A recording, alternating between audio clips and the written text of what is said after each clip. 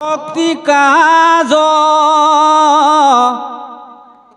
কুল সংসাৰিবা বৈকুণ্ঠে লৰিবা এৰিয়া দ্বাৰকাৰাজ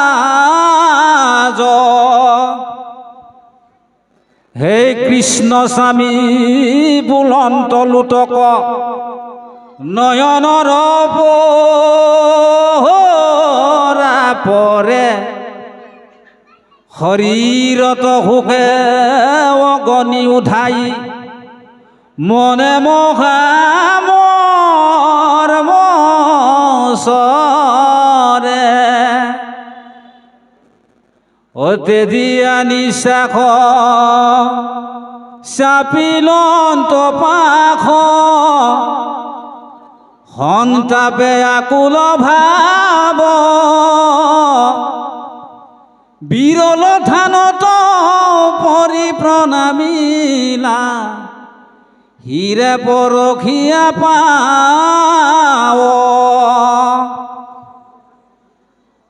কৃষ্ণৰ বিয়োগে আগি অন্তৰ্গতে হৃদয় দগ্ধ কৰে শোকে মকমকী কৰন্ত ক্ৰন্দন নয়নৰ নীৰজৰে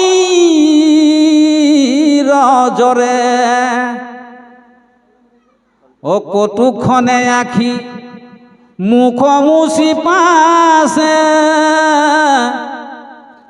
উঠিয়া নমায়া মাথ কৰি কৃতাঞ্জলি বুলিবে লাগিলা শোকে গদ গদ মাত বংশক সংঘৰি এৰি ভূমি তুমি যাইবা জানিলো আমি ঋষি খাব বাপ ব্যৰ্থ নকৰিলা সিহেতু জগত স্বামী তোমাৰ চৰণনে দেখি ক্ষণে কো থাকিবে নপাৰো খৰি তুমি এৰিলা তো চাৰি প্ৰাণ প্ৰভু অৱশ্যে যাইব মৰি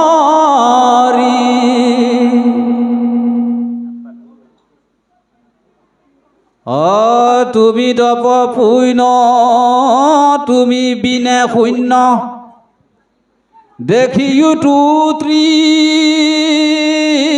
জগত কাৰ পূৰ্ণক কৰো চৰণত ধৰো নিয়োক মোক লগত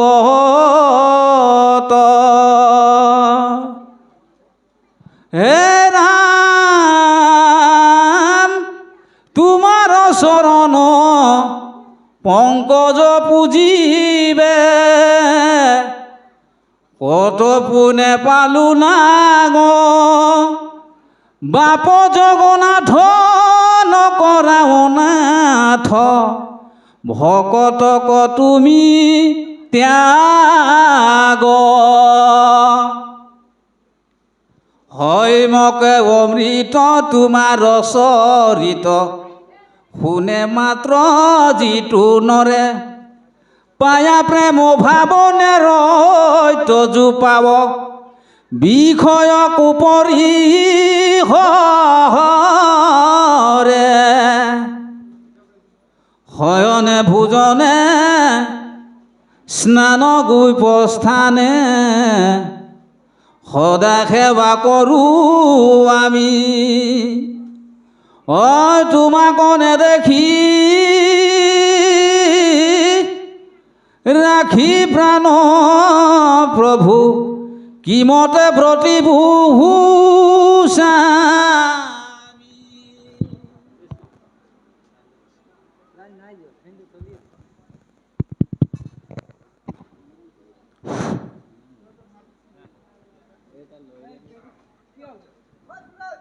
পিন্ধু চাৰ বস্ত্ৰ অলংকাৰ তোমাৰ উচিষ্ট খায়া দঢ়াই আছে চিত কিনো বিপৰীত তৰিবু দুষ্ট মায়া অজ্ঞানী গণে দুখে ইন্দ্ৰিয় কদমী কাম ক্ৰোধ মুখ জিনি যিটো ব্ৰহ্ম পদ পাৱই প্ৰভু পুনু তাহাতো আছে বিঘিনি আমি মহামূঢ়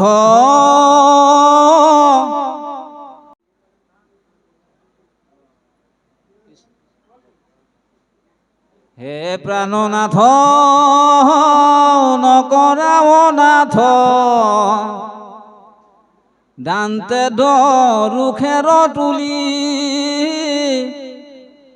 তোমাৰ বিয়োগে অগনি এখনে দেখা মাৰ মোক পুলি এহি বুলি সন্ত উদ্ধৱ মহন্ত আতি প্ৰেম অনুৰাগে অনেক কাতৰ কৰিয়া কান্দনত পৰিয়া কৃষ্ণৰ আগে নয়নৰ নীৰ ধাৰায় বহবই শোকত আকুল ভাৱে কতো কাকুতি কৰিয়া কান্দনত ধৰিয়া কৃষ্ণৰ পাৱে ইহেন অৰুণ চৰণ দুখানি তেজি জীবু কোন ঘটে মাধৱ বান্ধৱ নৱধা কমলি নিউক মুক লগতে এহি বুলি পাৱে পৰিয়া কানন্ত অনেক কাৰুণ ভাৱে দখু দিখে দুখে দেখোন তই আন্ধাৰ চেতন নাহিকে গাৱে ভকতৰ দুখ দেখি ভগৱন্ত ভৈলন্ত নেত্ৰ সজল অখন্তুখে কিছু চপৰাইলা মাথ সংকোচ মুখ কমল অশুনা নৰলোক মহন্তৰ সুখ দেখ দুখ কেন মত ধন জন যত জীবন যৌবন জানা বেৱসাচত পুত্ৰ পৰিবাৰ সবেয়ো অসাৰ নাটেক তাটেক মায়া কেনেকে থাকিয়া খেনেক অন্তর হয় মকে মেঘর ছায়া কেটিক্ষণে পর নরতনইটু জীবন জলর রেখা হততে চিন্তিও কৃষ্ণর শরণ মরণ ভুনে দেখা দেবেতীর তেজাক তারিবে নপারই পাতে কত গইল তল হরি নামে পাইলে দেখনে উধার দেখা ভকতির বল দুরাচারু যেবে হরি নাম লবই হিউ শুদ্ধই ওয়াতি কৃষ্ণর স্মরণে উয় দেখনে ভকতি পাতে গৈ হর বিষয়র দুখে বাঁধিবে নপারই ভকতি পাতে গৈ সুখ উত্তম ভকতর কথা আমায়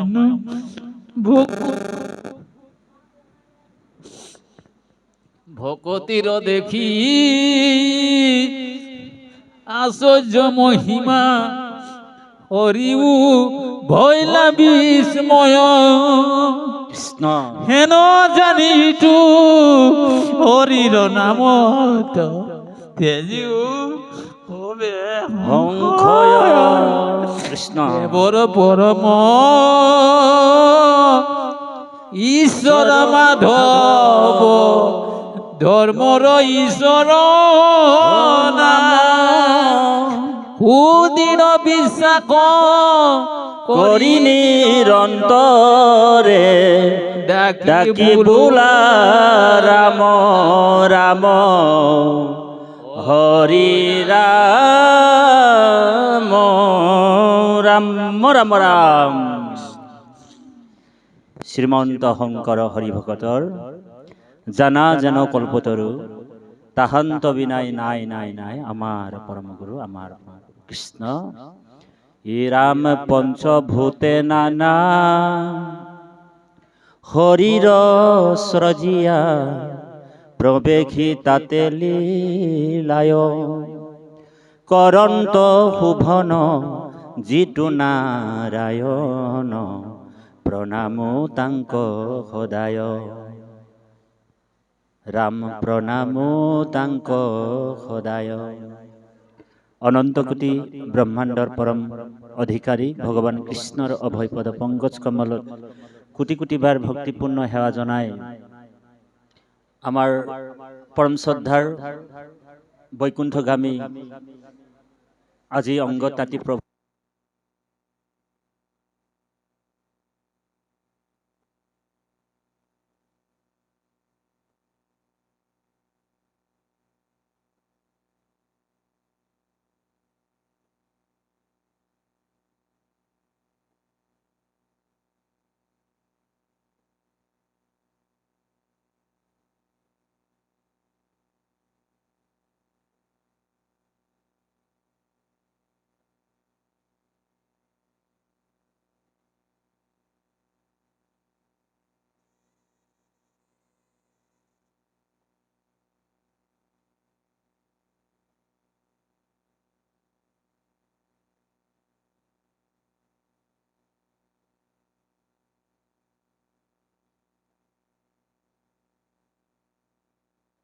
সমস্তৰে শ্ৰীচৰণত ভক্তিপূৰ্ণ সেৱা জনোৱা হৈছে। শ্ৰীমন্ত শংকৰদেৱ সংঘৰ হুলুঙাপাৰা আঞ্চলিক শাখাৰ ইটাভাটা প্ৰাথমিক শাখাৰ পৰম শ্ৰদ্ধাৰ আমাৰ সন্মানীয় মোৰ পিতৃস্বৰূপ কান্ততাঁতী বাপৰ শ্ৰীচৰণতো আমি ভক্তিপূৰ্ণ সেৱা জনোৱা হৈছে। দূৰ দূৰণিৰ পৰা আহি এই মহান অনুষ্ঠানটিত ভগৱন্তৰ অমৃত পান কৰা বাপাই সমস্তৰো শ্ৰীচৰণত আমি ভক্তিপূৰ্ণ সেৱা নিবেদন জনা হৈছে। সময়ৰ প্ৰতি লক্ষ্য ৰাখি, সময় হৈছে পাখি লগা কাঁড়ৰ নিচিনা, যি আমাৰ শ্ৰীমন্ত শংকৰদেৱ সংঘৰ যি নীতি আদৰ্শৰে আজি একাদশ দিৱসৰ প্ৰথম কাৰ্যসূচী শুদ্ধিকৰণ সংস্কাৰ কীৰ্তন একাধ্যায় পাঠ কৰাৰ পিছত দ্বিতীয়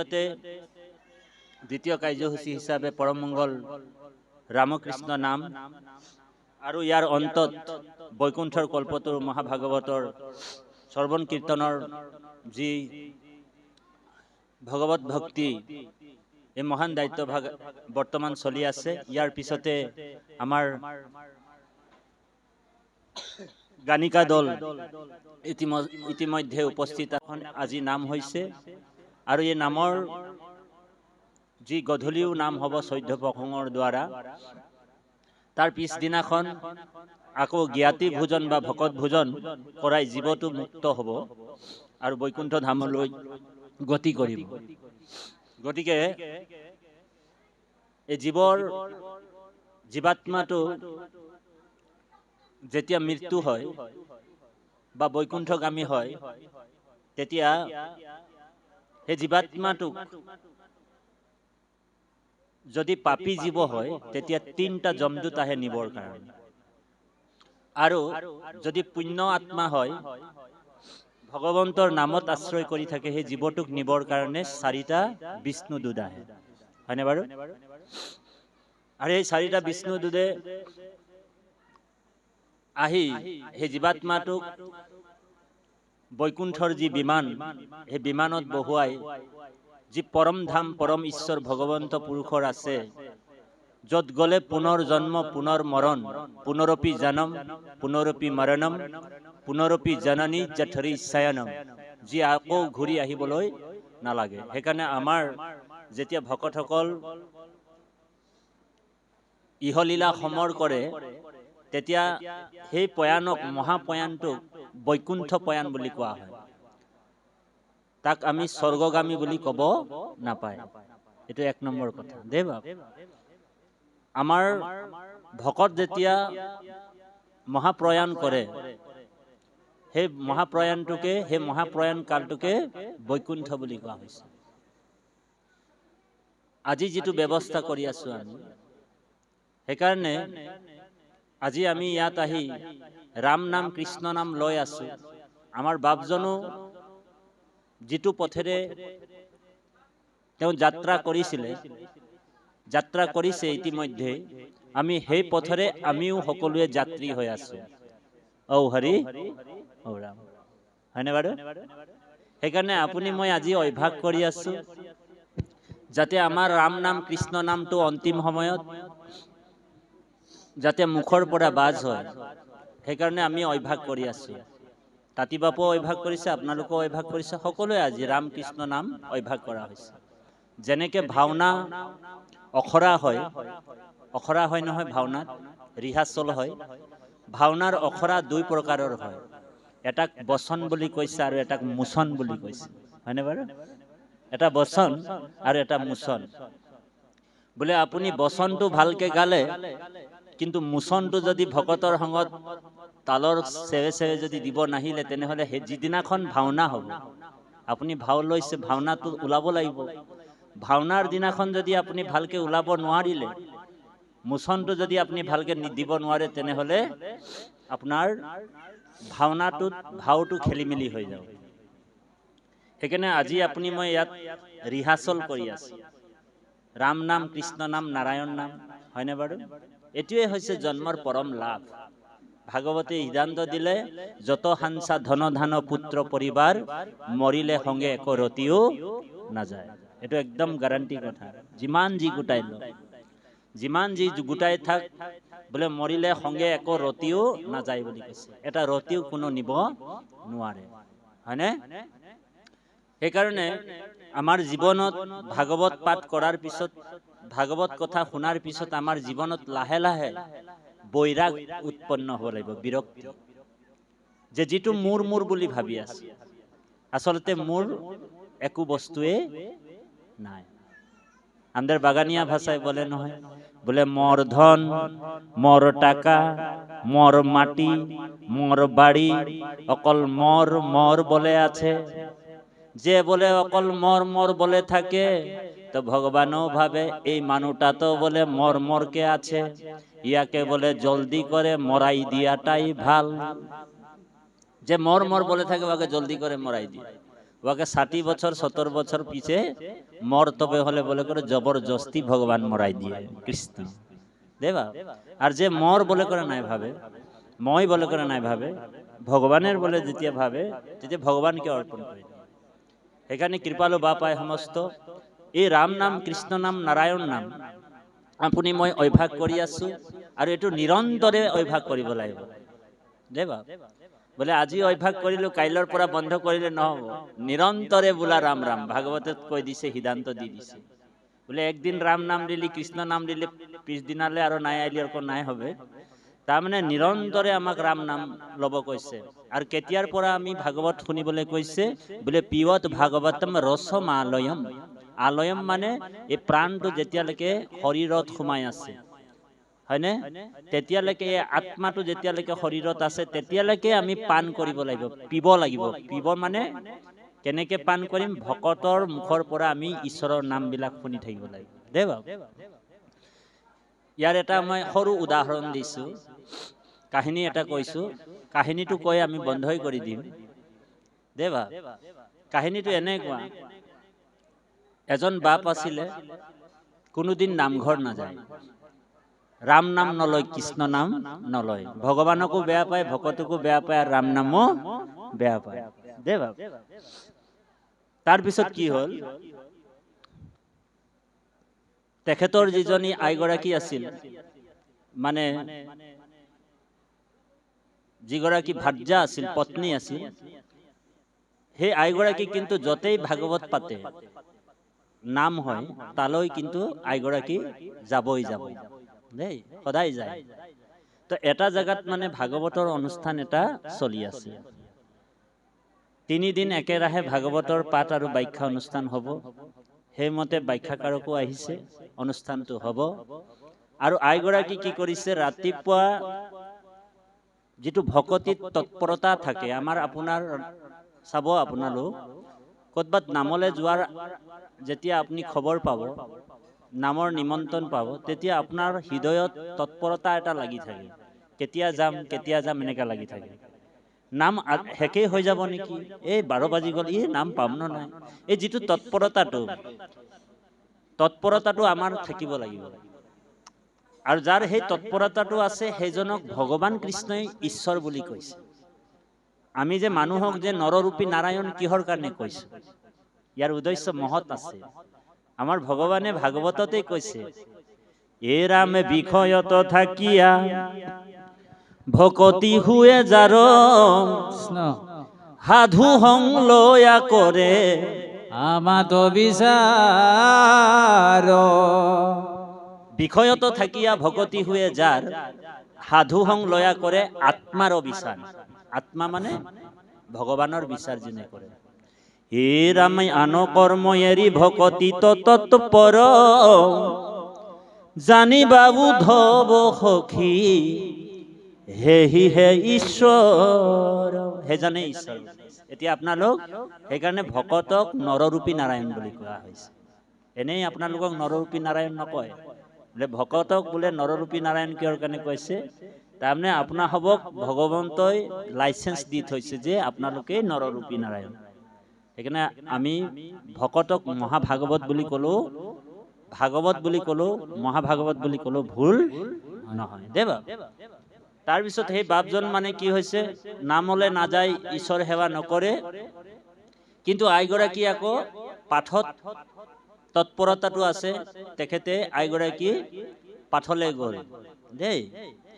পাঠলৈ যোৱাৰ পিছত যেতিয়া ঘৰলৈ উভতি আহিছে, বাপজন গালি পাৰিছে, তোৰ আৰু কাম ধান্দা নাই, সদায় পাঠলৈ গৈ থাকিবি, বাকী কামবিলাক মই কৰিবলগীয়া হৈছে, সেই বুলি মানে বাপজনে গালি পাৰে।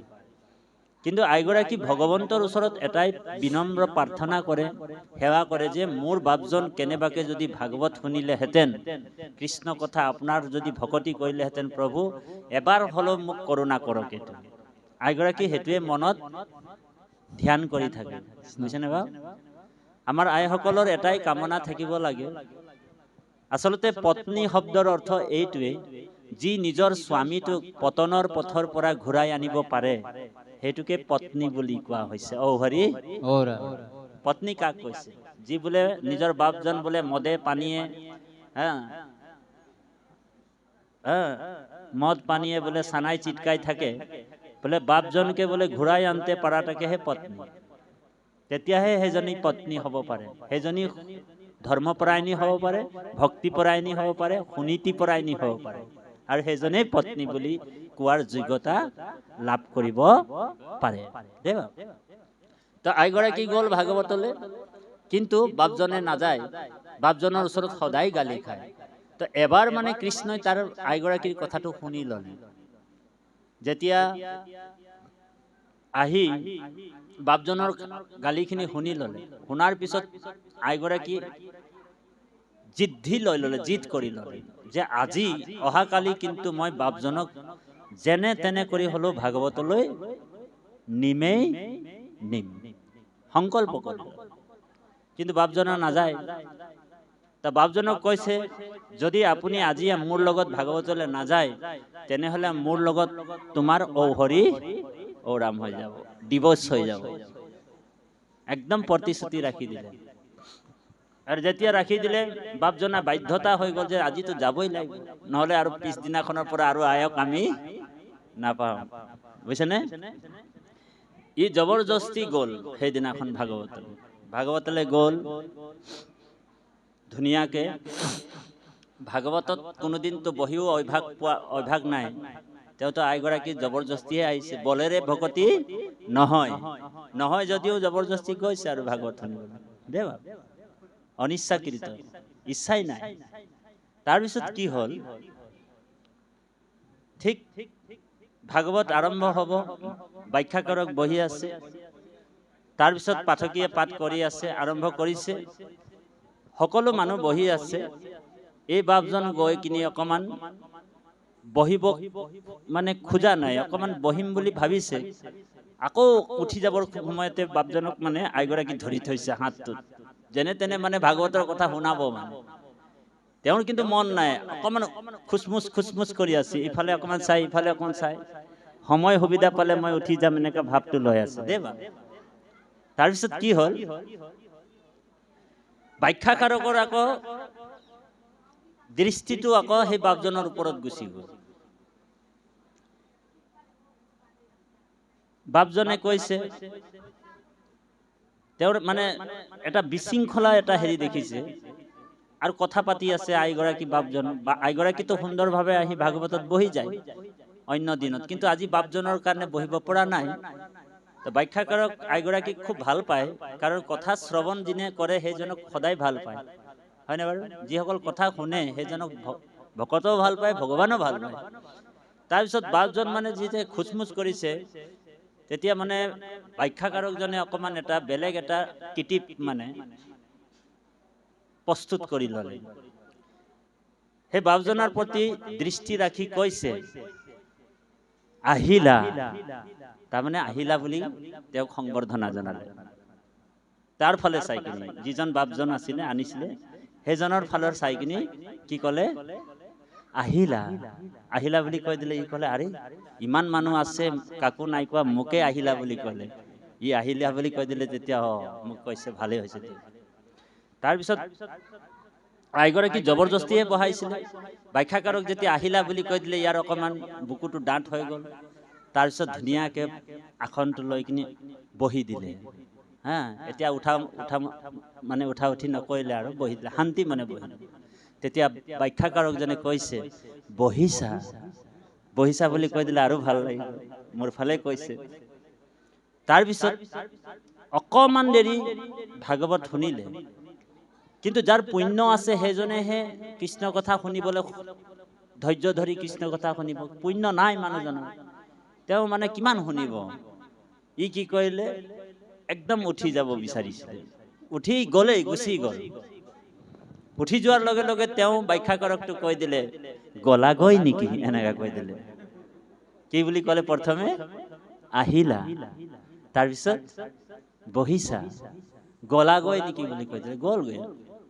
তাৰপিছত ই মানে ইয়াৰ মাইণ্ডত মানে এটা কথা আহি গ'ল, আৰে ব্যাখ্যাকাৰকটো বোলে কি ৰকম মানুহ ৰে, অকল মোৰ দিকে দেখে দেখে খালি আহিলা, বহিছা, গলাগৈ নেকি। তো ইয়াৰ মানে ই ঠাট্টা কৰিছে বুলি ভাবি ল'লে, বুজিছেনে বা। ই ভাবিলে এই ব্যাখ্যাকাৰকটো বোলে মোকে অকল টাৰ্গেট কৰি, অকল বোলে উপলঙা কৰি মোকে মানুহক বোলে লাজ খুৱাবৰ কাৰণে এইবিলাক কৈ আছিলে বুলি ভাবিলে দেই। আহিলা, বহিছা, গলাগৈ নেকি। সিটো ঘৰ গুচি আহিলে, আইগৰাকীক এৰি থৈ গুচি আহিলে। আৰু আহি তেওঁ ঘৰৰ ভিতৰত দৰ্জা চৰ্জা চব খোলা কৰি, কাৰণ আইগৰাকী আহিব, খিৰিকী খোলা কৰি বিচনাত পৰি কিনি এনেকা কৰি মূৰটো ওপৰ ফালে কৰি এই কথাটোকে চিন্তা কৰি আছে। কি কথাটো, আহিলা, বহিছা, গলাগৈ নেকি। মাত্ৰ 3টা শব্দ ই চিন্তা কৰি আছে। কিয় কব মোক আহিলা, ব্যাখ্যাকাৰকটো মোক কিয় কব আহিলা, বহিছা, গলাগৈ নেকি। কিয় কব আহিলা, বহিছা, গলাগৈ নেকি, কিয় কব। চিন্তা কৰি থাকোঁতে সেই গাঁওখনৰ মানে এজন মানে বহুত ডাঙৰ চুৰ আছিল, বহুত ডাঙৰ চুৰ দেই। সেই চুৰে মানে সব মানুহবিলাক যেতিয়া এনেকুৱা মহান অনুষ্ঠানবিলাকত যায়, তেওঁ মানে সেই চুৰ কৰিবলৈ সুবিধা পায়। আজি মানে তেওঁ ভাবিলে গোল্ডেন চান্স এটা পাইছো, যে আজি প্ৰত্যেক দিনেতো আইগৰাকী যায়, বাপজনটো ঘৰতে থাকে, যে আজি ইহঁতৰ ঘৰততো বাপকো যোৱা দেখিলো, বুজিছেনে, বাপজনকো যোৱা দেখিলো, আইগৰাকীতো নাই, আৰু প্ৰায় 10টা 11টা বজাত আহিব। সেই বুলি তেওঁ মানে আজি তেওঁলোকৰ ঘৰতে হামলা দি দিয়া হ'ব বুলি গ'লগে, বুজিছেনে বা। ঠিক গেট সেট খুলিলে, খোলাৰ পিছত বাৰাণ্ডা পালে, বাৰাণ্ডাৰ খিৰিকী এটা খোলা আছে। আৰে মইতো ভাব লৈ আহিছিলো আজি ইহঁতৰ ঘৰতে হামলা দিম, খিৰিকী চিৰিকীও খুলি দি থৈ দিছে, ইমান সুবিধা কৰি দিছে মোক। তেওঁ ভাবিলে ভালে হ'ল দে, খিৰিকী চিৰিকী খোলা কৰি গৈছে যেতিয়া, মোৰ কাম মই ঔ হৰি ঔ ৰাম কৰি গুচি যাম। আৰু যেতিয়া খিৰিকীটো খোলা দেখিলে, তেওঁ ঠিক খিৰিকীটোৰ ফালৰ পৰা সোমাবলৈ আৰম্ভ কৰোঁতে, ভৰিটো পাৰ কৰোঁতে বাপজনে যে কৈ আছে আহিলা, চুৰটোৱে কৈছে আৰে আহিলা বুলি কৈছে, আৰে মই অহাটো ই গম পাই গ'ল, মানুহটো নাছিলে কিন্তু আহিলা বুলি কৈছে বোলে, মানুহটো গম পাই গ'ল না, হয় না বাৰু। অ বাপজন আছে, তেনেহলে মোৰতো সৰ্বনাশ, আজি চুৰ কৰা নহ'ব।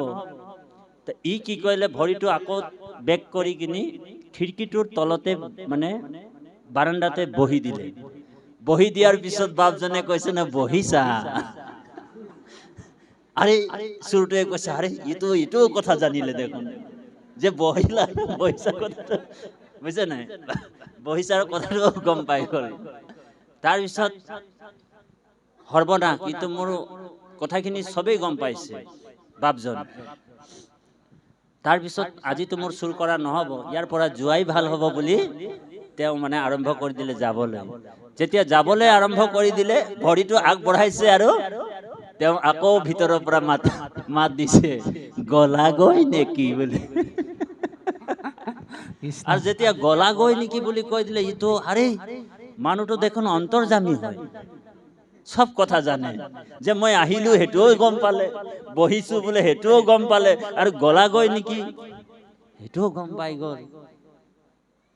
আৰু মোৰ গোটেই মই যে চুৰ, মই যে ৰাইজৰ আগত কালি মোক কি দেখুৱাম, ইটো সব কথা গম পাই গ'ল। আৰু ৰাতিপুৱা মোৰ গোটেই পলটো ই খুলি দিব, সেই বুলি কি কৰিলে, সি লগে লগে খিৰিকীটোৰ ফালৰ পৰা দৌৰ মাৰি গৈ পাৰ হৈ বাপজনৰ যিজন মানে বাপ, সেইজনৰ ভৰিটোত ধৰি ল'লে, যে আপোনাক মই ধন্য মাৰিছোঁ, আপুনিয়ে মোৰ কাৰণে আজি গুৰু আৰু আপুনিয়ে ভগৱান, আৰু আজিৰ পৰা কিন্তু মই চুৰু নকৰোঁ, কিন্তু আজিৰ পৰা আপুনি এটা মোক কথা দিয়ক যে মোৰ এই কথাটো কিন্তু কাকো নজনাব আৰু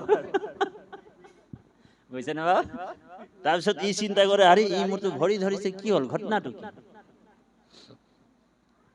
তো গম পাই গ'ল, আৰে কথাটো এইটোৱে, মই ভাগৱতৰ পৰা মাত্ৰ 3টা শব্দ লৈ আহিলো, বুজিছে নে বাবা?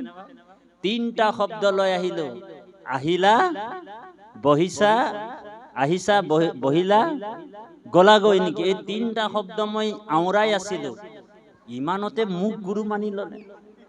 মই যদি ভাগৱতৰ পৰা সেই ব্যাখ্যাকাৰকৰ ওচৰৰ পৰা যদি সব কথা শুনিলোহেঁতেন তো কিমান ভাল, মানে আৰু কিমান জ্ঞান পালোহেঁতেন।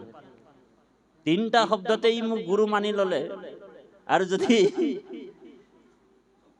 সব কথা যদি ভাগৱতৰ পৰা গম পালোহেঁতেন তেনেহলে মোৰ কিমান কল্যাণ হ'ল। সেই বুলি তেওঁ মানে সদায় তেওঁ ভাগৱতৰ কথা লৈ কৃষ্ণৰ কীৰ্তন আৰু শ্ৰৱণ কৰিবলৈ তালৈ গুচি গ'ল। গতিকে কৃপালু বা পাই সমস্ত আমি আপোনাসৱৰ পৰা এটাই কথা আমি হৃদয়ৰ পৰা আগবঢ়াব বিচাৰো যে খেদিগুৰি যথা তথা কৃষ্ণ কথা য'তেই হওক লাগিলে, ৰাম নাম কৃষ্ণ নাম য'তেই হওক, কাৰণ কলিযুগত ৰাম নাম কৃষ্ণ নামেই শ্ৰেষ্ঠ। গতিকে ৰাম নাম কৃষ্ণ নাম লৈ থাকিব, ৰামকৃষ্ণ নাম অভেদ কবচ, সদায় যিটো জন পিন্ধই, 3 গুণ বৃত্তি ছয় অস্ত্ৰৰ প্ৰহাৰে আৰু তাক নিবিন্ধয়।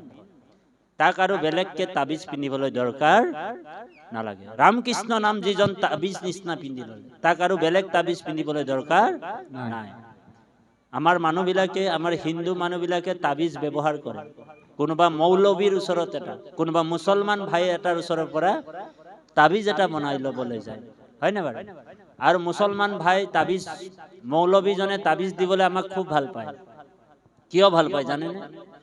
তেওঁ ভাবে যে হিন্দু মানুহবিলাকৰ এনেও বোলে বুৰ্বকামী মানুহ, সিহঁতক ঠগিবৰ কাৰণে খুব ভাল। মৌলবীটোৰ ওচৰত যোনে যায়, মৌলবীটোৱে কি কৰে জানেনে?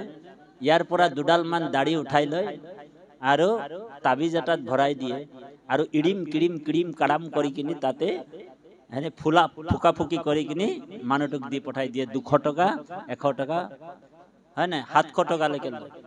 আমাৰ মানুহবিলাকে তাবিজ পিন্ধি লয়, কিন্তু আমাৰ গুৰুজনে আমাক মূল তাবিজটো দিছে কি? ৰামকৃষ্ণ নাম। গতিকে কৃপালু বাপাই সমস্ত অন্তিম কালত আমাৰ যাতে নাৰায়ণ নামটো আৰম্ভ হয়, মানে নাৰায়ণ নামটো আমি ল'ব পাৰোঁ মুখৰ পৰা, ইমানেই কামনা কৰিব লাগিব। কাৰো ওপৰত আমাৰ ভৰসা থাকিব নালাগিব, একমাত্ৰ পৰম ঈশ্বৰ ভগৱন্ত পুৰুষৰ ওচৰত আমাৰ সমৰ্পণ, নাৰায়ণ নাম। সেইকাৰণে কৈছে, এ ব্ৰহ্মা মনোহৰ, এ কপিল কুমাৰ, শুক ভীষ্ম বলি ৰায়, প্ৰহ্লাদ নাৰদ জনক আমি 12 জন সমুদায়। এ ৰাম হৰিৰ নামৰ গুইপ মহিমাক, জানি আছো শুদ্ধ ভাৱে, জাকয়া চৰিলে থাৱতে বহিয়া, দুৰ্লভ মুকুতি পাৱে। গতিকে এই দুৰ্লভ মুক্তিটো আপোনাৰ আমি লাভ কৰিবলৈ হ'লে এই ৰাম নাম কৃষ্ণ নামতে আমি আশ্ৰয় ল'ব লাগিব, আৰু বেলেগ শ্ৰাদ্ধ পিণ্ড কৰাৰ কোনো প্ৰয়োজন নাই। নামে নাতাৰিলে জীৱ তাৰিতে নাপায়। গতিকে নাম সুপ্ৰিম সোল, নামতকে আৰু শ্ৰেষ্ঠ নাই। আৰু আমাক সেইকাৰণে গুৰুজনে আমাক নাম ধৰ্ম ৰজাৰ ধৰ্ম বুলি ঘোষণা কৰা হৈছে। ভকতি ভাণ্ডাৰ দ্বাৰা হব চুৰি, মুকুতি কৈলি উদাস, এক হৰণ হৰিৰ নাম, ধৰ্ম ৰাজা কৰোহ প্ৰকাশ। হয়নে বাৰু? সেইকাৰণে আমাৰ এই যে আৰতি এটা আছে, যে আৰতি এটা গাই যে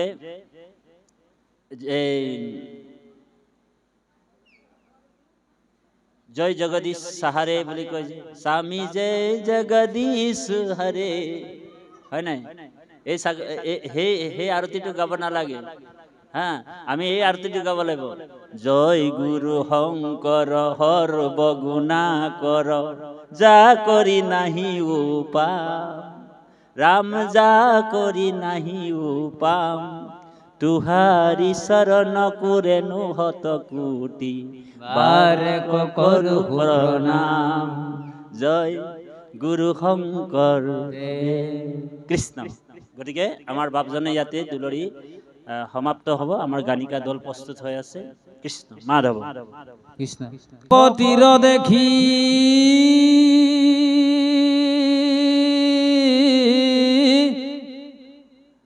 আশয় মহিমা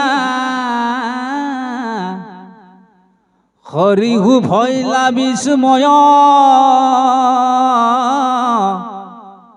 হেন জানিতু হৰিৰ নামত তেজিও হবে সংশয়